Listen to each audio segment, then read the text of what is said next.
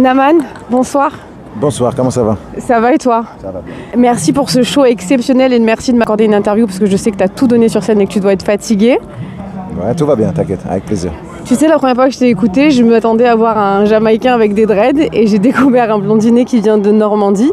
C'est quand même improbable. Comment t'es venu au reggae? C'est le reggae qui est venu à toi ou comment ça s'est passé? C'est le reggae qui a traversé l'océan Atlantique pour arriver jusqu'en Normandie. C'est l'adolescence, Bob Marley en priorité, tu vois, et puis après, tous les années 2000, toute la richesse du reggae, le nombre d'artistes incroyables qui viennent de Jamaïque. C'est des choses qui ne s'expliquent pas aussi, tu vois, c'est un rythme, voilà, on est touché par le reggae ou on ne l'est pas, et moi c'était le cas.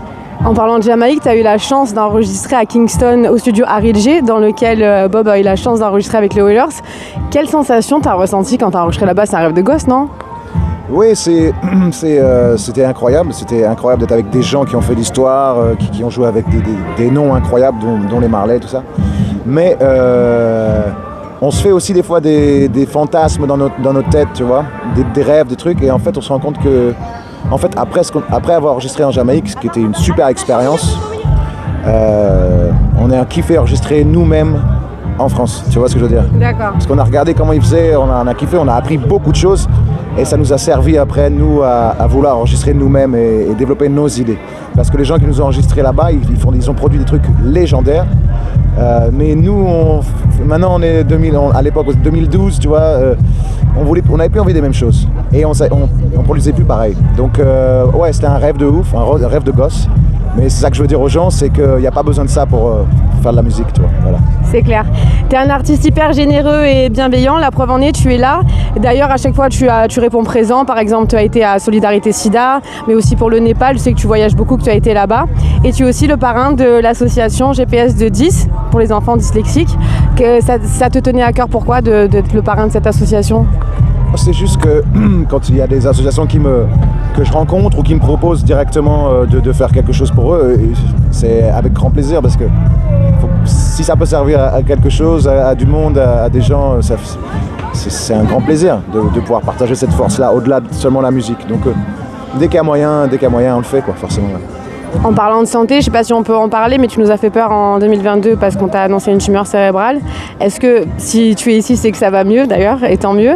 Est-ce que depuis tu vois la vie autrement ou tu l'as toujours vécu comme un cadeau? Toujours pareil. Et puis tu vois, je ne vais pas m'étaler là-dessus, mais une tumeur cérébrale, c'est à vie, tu vois. Donc rien n'est fini. Mais ce que je veux dire, c'est que dans la vie, il y a la mort aussi. Et le bien, le mal, tout est polarité, quoi. Ouais, voilà, et justement, ce que je veux dire, c'est que la mort, c'est pas le mal. Non, le bien, le mal, j'ai dit. Ouais, voilà. Et je veux dire que le yin et le yang. Si on aime la vie, on aime la mort aussi. Il faut pas avoir peur. Faut l'accepter. Ouais, faut l'accepter. Elle viendra pour tout le monde et elle peut être très belle. En parlant de noirceur, j'ai une dernière question, après je te laisse tranquille. Est-ce que tu as un message à faire passer en tant qu'artiste avec la conjoncture actuelle qui se passe notamment demain, après-demain les élections? Est-ce que tu as un message sans rentrer forcément dans la politique, mais un message universel et bienveillant? Ouais, vous prenez pas trop la tête, tout ça c'est un grand jeu mis en place. Vous sentez pas coupable de quoi que ce soit, on est juste en vie dans cette conjoncture et on fait ce qu'on peut.